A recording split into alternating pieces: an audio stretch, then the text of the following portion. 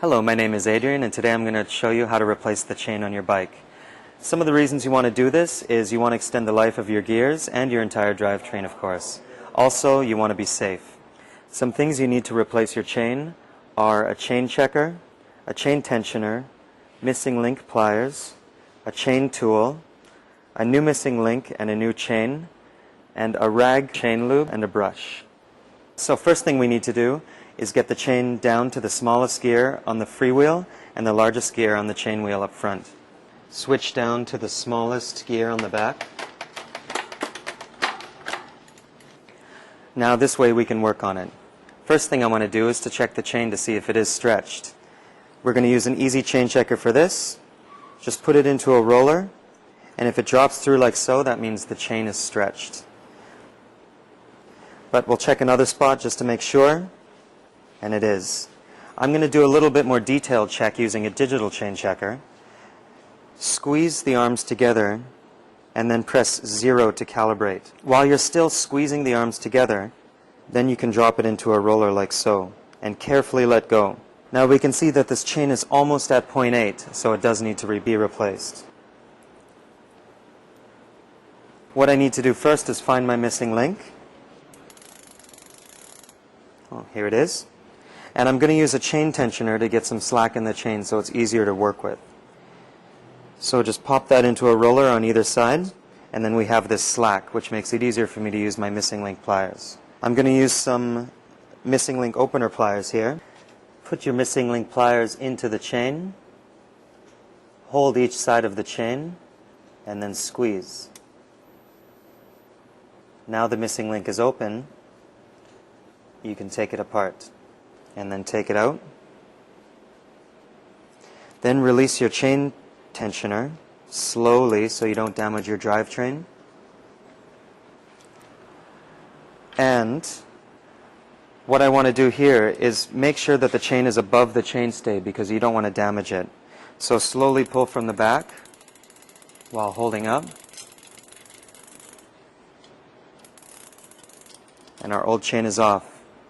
Now what I need to do is measure this against the new chain to see if there is anything that we need to cut off. So our new chain is longer than the old chain, which means we need to get rid of some of the links. Now that I've measured my old chain against my new chain, I can cut the new chain with a chain tool like this. The first thing you want to do is clear the handle from the cradle. Also, choose the setting where you can take the pin out and then loosen your locking nut. I've got my new chain here. Put it on the cradle like so. Tighten the locking nut. And then advance the handle, until you feel a little pressure. And then you can apply pressure to put the pin out. Now that your pin is pushed out, you can release your handle and release your locking nut, and then carefully take the chain out.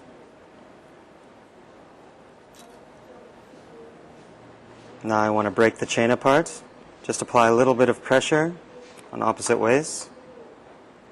Now that we've cut our chain, we need to clean the ends of the rollers out so we get any debris out of there. Take a cloth, the small end of your cloth, and just put it through the roller like this and give it a good clean. Now add a little bit of oil for some lubrication, and we can put this chain on the bike. The first thing you need to do here, the easiest way, take your derailleur and just pop it up backwards, and then you can just drop your chain straight in like so. Get some slack on this side, bring it up, and then put it around the smallest cog of your freewheel. Slowly pull it over that, and you can apply it, put it on your front chain wheel, and then pull it through. Now you can see that I've left a little bit of slack here, so that'll give us enough room to pull it together. Always use a new missing link with your new chain for safety.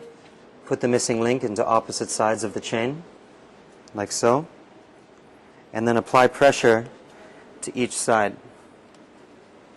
And then we can bring it together like so. Now make sure not to close your missing link, because we're going to do that with pliers to make it more safe. We have our closing pliers here.